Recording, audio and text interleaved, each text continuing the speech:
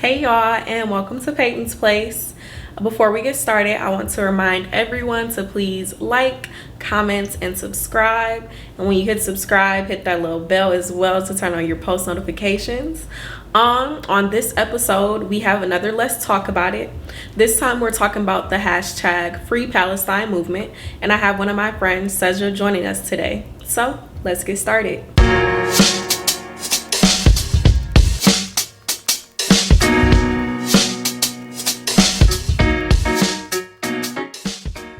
So I am here with Saja. Saja and I went to middle school and elementary school together and college as well.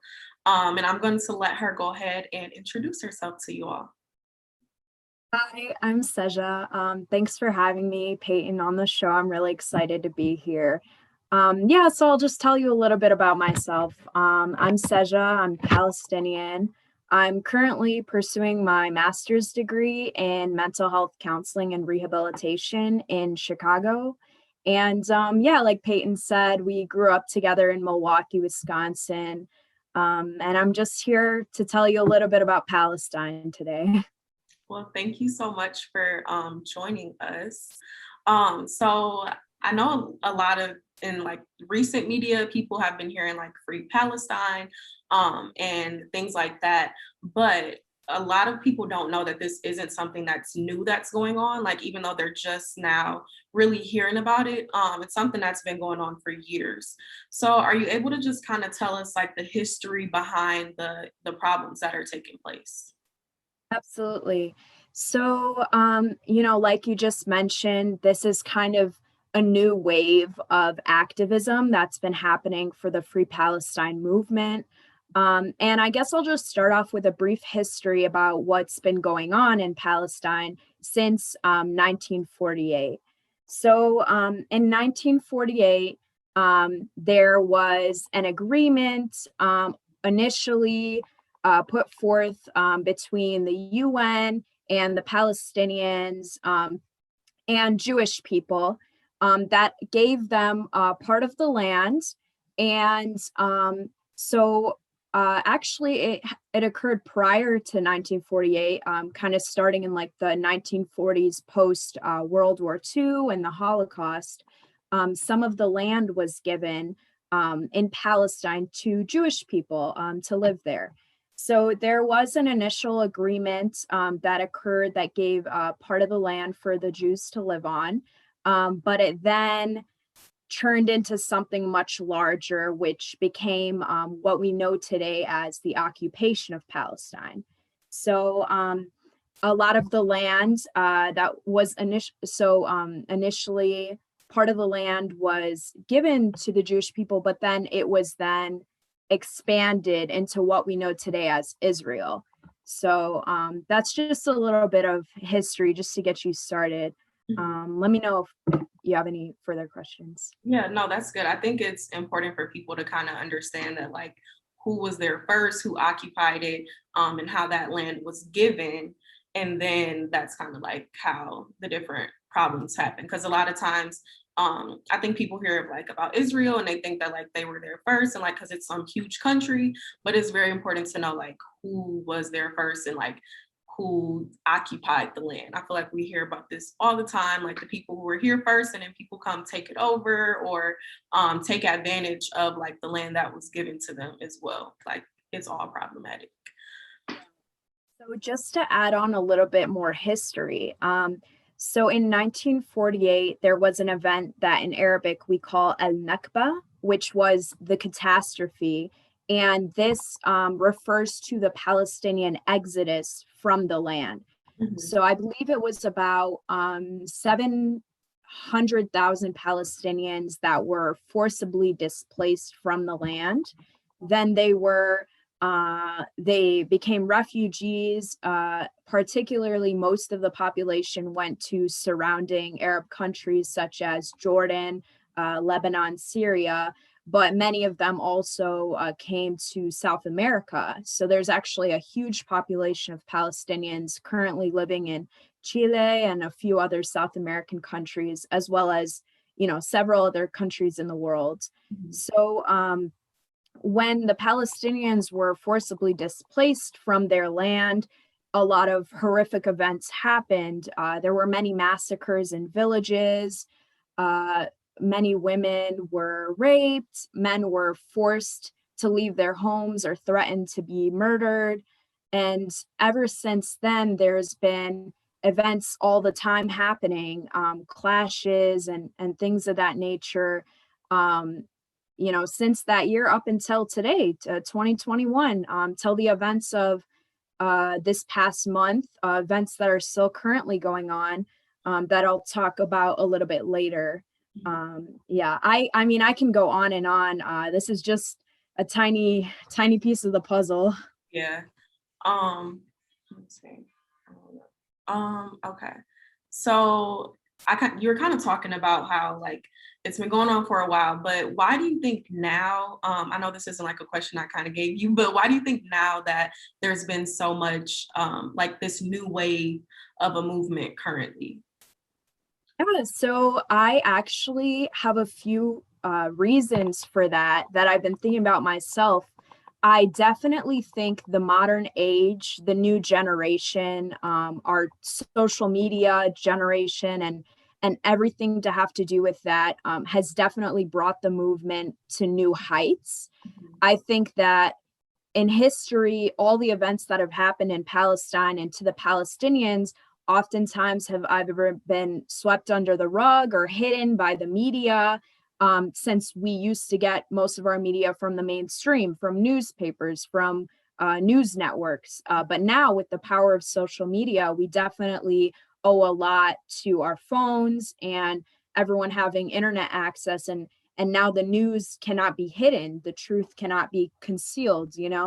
I would also like to mention that within 2020, we've witnessed so many social activist movements worldwide reach new heights as well. And I believe that definitely plays a factor into why the Palestinian movement has become such an international feat as of lately. Mhm. Yeah, I definitely agree. I feel like a lot of the movements have been going on, and like people who identify as like the different people who are part of the movements have like known about it for years. But now like social media, like you actually see some of the horrific things that are taking place. So it's like you can't really ignore it now. So yeah, I definitely agree with you with that. So I guess kind of going off of that, can you kind of tell us a little bit more about what's going on exactly now? And like why it's so important that people know about what's going on. Absolutely.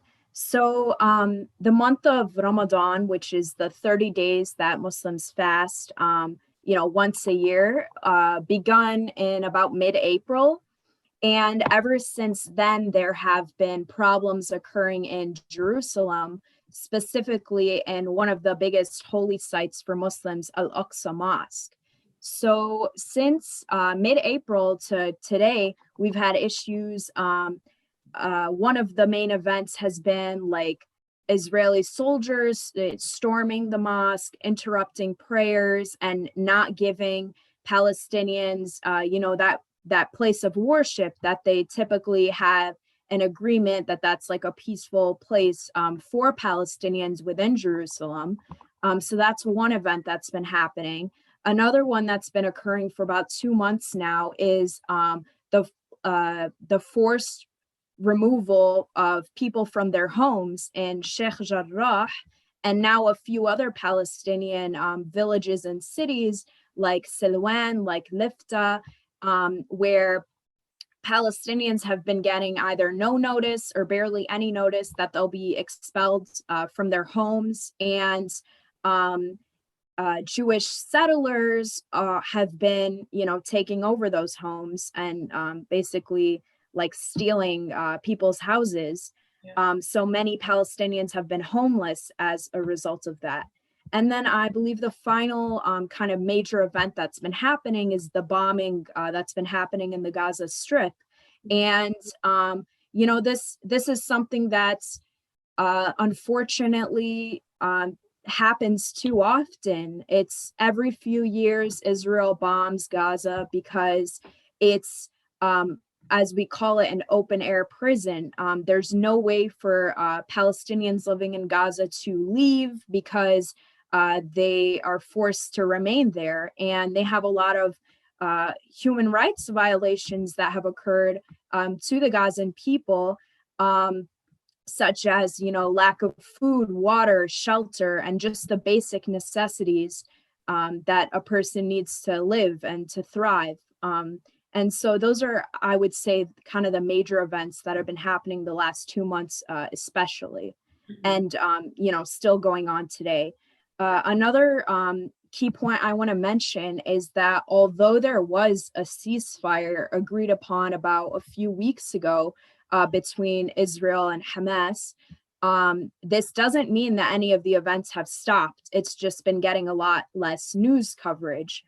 And I also just want to mention that I'm really appreciative that you're taking the time to have me on your show, because the movement has kind of slowed down as we've witnessed. It used to be like every day Palestinians constantly posting news, and non-Palestinians as well. But now we've definitely witnessed with a ceasefire, not much news out there or a lot less traffic. And that is a tactic that Israel has used in the past to kind of hide their wrongdoings from the media. Yeah. Yeah, and I agree. I think it's like when I first saw like the hashtag Free Palestine, there was a lot of different posts on like social media, Instagram, on stories, like shared this to support. And now it feels like it's kind of like I see less and less stories, but I'm like, I know there's still things going on. Like it's definitely not like fixed or actually like even though there's a ceasefire, like there are still people who have been like displaced from their homes, like removed from their homes, and like the issue and the problems are still there. So that's why I also think the timing of this is good as well, because now that people are kind of like it's died down a little bit, hopefully this can kind of let people know that there's still things going on. There are still people who are suffering. Like we can't just like not give up now, but like, we still have to be actively talking about it and speaking about it. Um, yeah, so kind of like speaking about how people have been supporting, like posting on social media, what are some other ways that you think people can support the movement? Yeah, so beyond posting on social media, calling United States representatives and senators is also a really big one from the political aspect, especially because the United States has been giving millions of billions of dollars to Israel for so many years now. I think that a lot of people think like, okay, well, what's happening in Palestine or between Israel might not concern us as Americans, but I think that it really does concern us because it's our money, it's our taxpayers' dollars that are going to fund the Israeli military, the Israeli government, their economy. And I think that we should, fix what's happening in our own country before we give that money away to do harm. So that's another thing that could be done. Another one is just educating yourself and your family members. Just because I'm a Palestinian, that doesn't mean that I know everything that's happened since 1948. So I myself have so much learning to do as well. And there are a lot of films and books that have been compiled to teach about the occupation and just generally like Palestinian culture and history. And I can of course share that with you after this. I would say that those are kind of the major ones. And I'm sure you know this, Peyton, as an activist. I think that the most important conversations you can be having with people are with people who are kind of in between or uneducated on issues. You have people on all sides of the spectrum. You have very pro-Palestinian, you have very pro-Israeli, and then you have the people who either don't know or they think this is like a both sides issue. And I feel like those are the people that we can really reach with our words, speaking to our friends and family about what's been happening, educating people is a really big one. And I've found that that's been kind of my avenue for activism on this issue the last few months. I've been kind of having those conversations with people and telling them, like, okay, like, what do you know? What would you like to know? What can I help you learn more about? And I think that that's really big. Yeah. Um, yeah. And then just finally, following Palestinian creators on social media, because especially the ones who currently reside in Palestine, they're on the ground, they're reporting with their phones, sharing videos and everything of the current events happening. So I think that that's probably the best way to stay on top of things. Yeah, and I'll put in the description box like any movies, videos, people that people should follow, so everyone can check that out to help educate themselves. But also, so I know there's no like easy fix to what's going on. Like obviously, it's been happening for years. But what would you like to see happen? Like, what do you think would be the best like solution? Yeah. And, this question is like the age old question. Everyone's like, well, what could happen to fix what's been happening for 70 plus years? Right. So I guess I'll just say, I'll just say a few things, but obviously I'm no expert. Um, I think, first and foremost, the siege on the Gaza Strip must be lifted because the human rights violations that have been happening to the Gazan people, they can't escape from it. They don't have resources. There's been a blockade on Gaza, so they can't get supplies that they need, life-sustaining supplies. So I think that that's like first and foremost what needs to happen. Second, I think a big one is international pressure should be increased. I think a lot of countries have now been outspoken against Israel or for Palestine, and I think that that does really have a huge impact. Like there needs to be an increase in the pressure from the international community, and that can be done through boycotting Israeli products. Or withdrawing funds. I think that that's a huge one. Besides that, the list of problems can go on and on, but for Palestinians living within what we call the 1948 territories, which is the occupied Palestine, also called Israel, I think that they need to be given the same rights as Jewish citizens, because we do say that it is an apartheid state because Palestinians living there are treated as second-class citizens, and there are actual laws that dictate that. So I think that that needs to be changed as well. There's so many things I can go on and on, but I think that those are kind of some of the big ones, especially. Yeah. Yeah. And I guess just lastly, is there anything else that you want to add? I don't know if people know that like you actually lived in Palestine. So like you've been there, you have family there. But if there's anything else that you just want people to know, or just add at this time. Um, I don't think there's anything else I want to add except some ways that people can do more harm than good in terms of this movement is going on birthright trips, taking trips to Israel that kind of normalize what's happening, things of that nature. And then I also just want to emphasize that this movement has been around now for way over 70 years, almost a full century now. And there's no way it's going to die down until Palestine is free. There are lulls in every movement and there are major events in every movement. But for me and every Palestinian I know, this is a cause that's so near and dear to our hearts. Our lives have been touched by this, whether we live abroad or we live in Palestine or we lived in Palestine. This has affected generations of people. And, I think that a lot of people can understand that, how passionate we are. So, yeah. Thank you so much, Peyton. I really appreciate it. Yeah, I want to thank you so much for joining me, for raising awareness, for helping the movement, and just letting people know exactly what it is that they can do. We'll probably do like maybe a follow up in like few months or something, just to like touch base again, and just keep raising awareness about this. But I just want to thank you so much for joining me.